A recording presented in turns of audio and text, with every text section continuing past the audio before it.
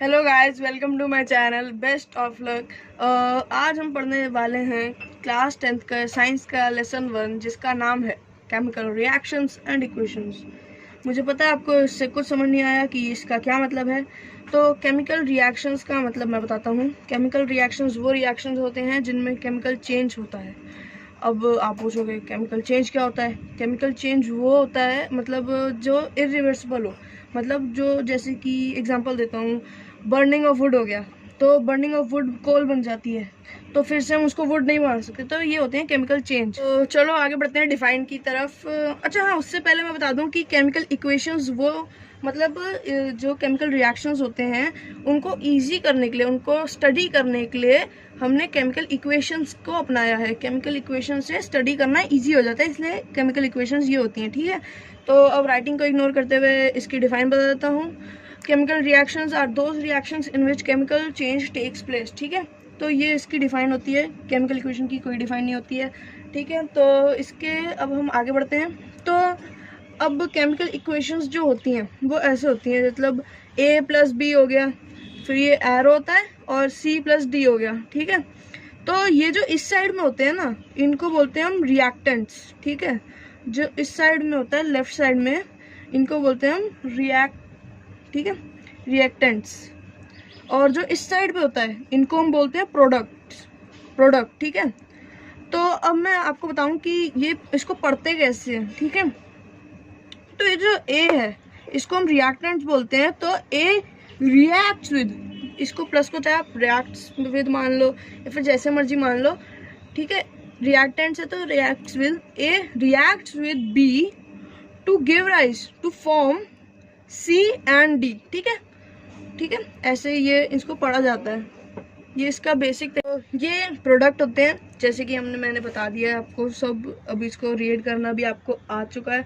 तो पेपर में आपको क्वेश्चन आ सकता है कि डिफाइन केमिकल रिएक्शंस, या फिर केमिकल चेंज और फिजिकल चेंज के बीच में डिफ्रेंशिएशन भी आ सकता है। तो आप वो तो केमिकल चेंज और फिजिकल चेंज तो 9th में भी पढ़ चुके हो पहले से ही, तो वो तो मैं नहीं बताऊंगा। और डिफाइन केमिकल रिएक्शन की तो मैंने बता ही दी है। तो आगे बढ़ते हैं। तो केमिकल जो रिएक्शंस होते हैं उनके कैरेक्टरिस्टिक्स भी होते हैं। कैरेक्टरिस्टिक्स होते हैं उनके केमिकल रिएक्शंस के, ज़रा मैं लिख लूँ एक मिनट। ये केमिकल रिएक्शंस के कैरेक्टरिस्टिक्स। ठीक है, तो इसके कैरेक्टरिस्टिक्स होते हैं हमारे चेंज ऑफ स्टेट, मतलब ना स्टेट में चेंज होता है। मतलब जैसे फिजिकल स्टेट्स होती है ना, सॉलिड, गैस, हम कुछ, ये वो वाली स्टेट नहीं है इंडिया की स्टेट ना, ये वो। ठीक है, स्टेट मतलब जैसे सॉलिड से गैस हो गया या गैस से कुछ और हो गया, ऐसे ये वाली स्टेट्स होती हैं। तो हर एक केमिकल रिएक्शंस में मतलब कुछ होता है। तो ये होता है जैसे कि चेंज ऑफ स्टेट होता है। चेंज इन स्टेट मत लिख के आना, गलत हो जाएगा। फिजिकल स्टेट भी बोल सकते हो आप लोग, या फिर चेंज ऑफ स्टेट भी लिखोगे तो भी सही रहेगा। तो second characteristics of chemical reaction, ये रिएक्शन है यार, सॉरी राइटिंग के लिए यार। तो केमिकल रिएक्शन, तो सेकंड होता है हमारा चेंज इन कलर। ठीक है, और जैसे कि हमारे को पहले जो इक्वेशन में पहले जो सोडियम था, सोडियम कह रहा हूँ, जो सॉलिड था, या उसका कलर चेंज हो जाता है ऐसे, मतलब। ठीक है, आगे हम करेंगे। और फिर थर्ड होता है हमारा चेंज इन टेम्परेचर, मतलब टेम्परेचर चेंज हो जाना। इसके बारे में भी मैं आपको बताऊंगा आगे, बहुत सारी इक्वेशंस में हैं चेंज इन टेम्परेचर।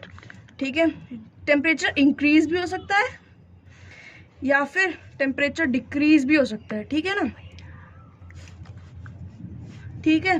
अब फोर्थ है हमारा evolution of gas.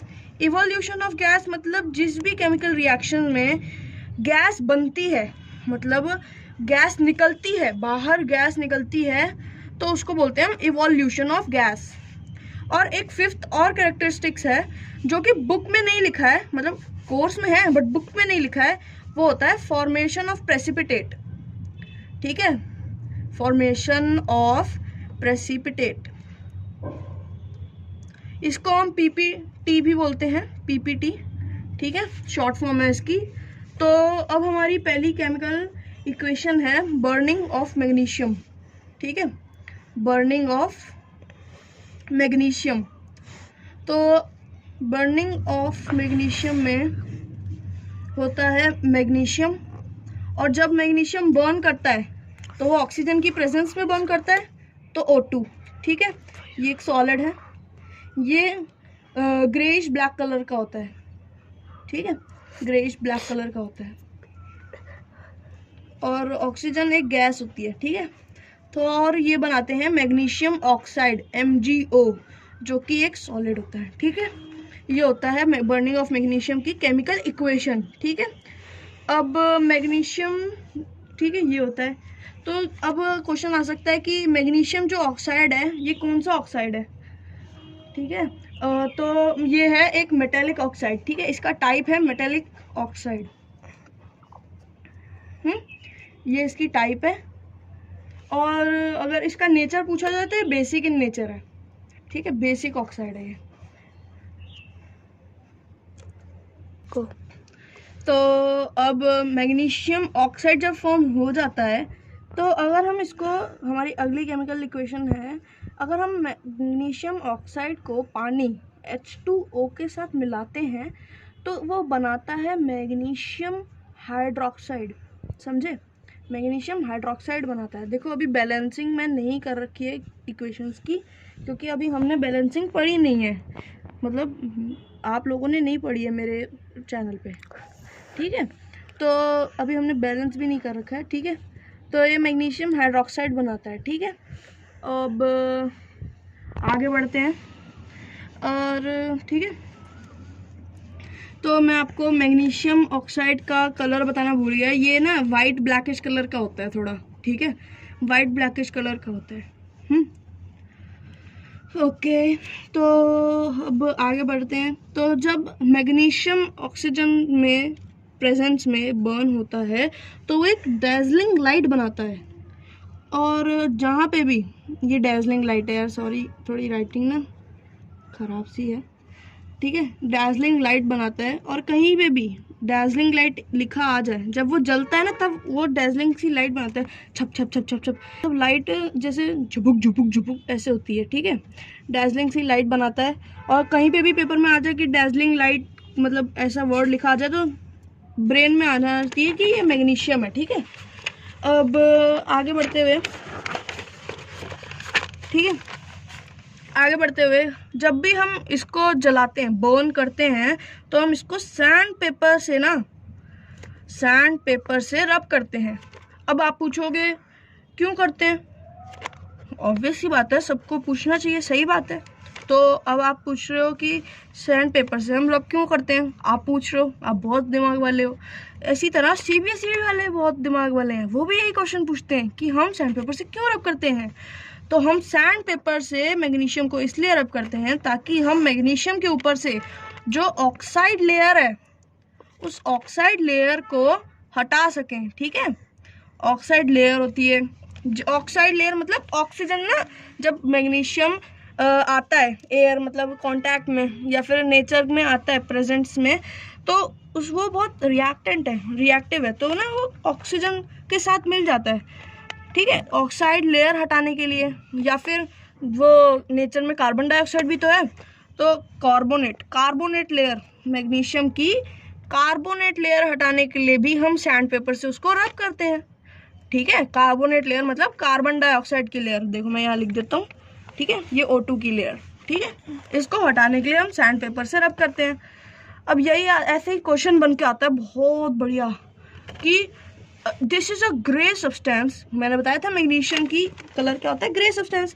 This is a grey substance on burning in the presence of oxygen, ठीक है, on burning in the presence of oxygen it forms dazzling light. तो ये क्या है बताओ, name the substance, the substance is magnesium, ठीक है। अब मैं आपको एक बहुत अच्छा तरीका बता रहा हूँ कैरेक्टरिस्टिक्स फाइंड आउट करने का। मतलब दो तो फिक्स होते हैं, मतलब किसी भी केमिकल इक्वेशन के या रिएक्शन के कैरेक्टरिस्टिक्स पूछे जाते हैं, ठीक है। तो कैरेक्टरिस्टिक्स, ठीक है, तो कैरेक्टरिस्टिक्स इसके चेंज ऑफ स्टेट और चेंज इन कलर है, ठीक है। और कोई भी चेंज इन कलर, ठीक है, चेंज इन कलर है। और कोई भी इक्वेशन आ जाए आपके चैप्टर में ना, मतलब पेपर में 10th में, मतलब कोई भी ये दोनों तो आएंगे ही आएंगे, क्योंकि ये भक्त हैं भगवान जी के, तो ये आएंगे। ठीक है, ये बहुत महान है ना, इसलिए ये आते ही आते हैं। Change of state and change of colour, हर एक के कैरेक्टरिस्टिक्स में अगर आपको नहीं पता हो ना पेपर में कि इसमें कैसे क्या हुआ, कैसे कौन सी रिएक्टिव कैरेक्टरिस्टिक्स लिखूं इस रिएक्शन की या इक्वेशन की, तो बस ये दोनों लिख के आ जाना। पूरे नंबर नहीं मिलेंगे अगर कुछ और कैरेक्टरिस्टिक्स भी हुई, बट कुछ तो मिलेगा, है ना, कुछ तो मिलेगा। ठीक है, तो आज के लिए बस इतना ही है। बाकी की अगली रिएक्शन और अगली इक्वेशन मैं आपको बाद में कराऊंगा। ठीक है, तो आज हम यहीं पे समाप्त करते हैं हमारा सेशन, और अगला सेशन बाद में आएगा। और सॉरी यार, थोड़े कट्स आए हैं वीडियो में, और अगर थोड़ी डिस्टर्बेंस भी हो तो इस बार थोड़ा माफ़ कर दो। ठीक है, तो सब्सक्राइब कर देना मेरे चैनल को, लाइक कर देना, शेयर कर देना मेरे चैनल को, क्योंकि आपके दोस्त भी पढ़ सकें।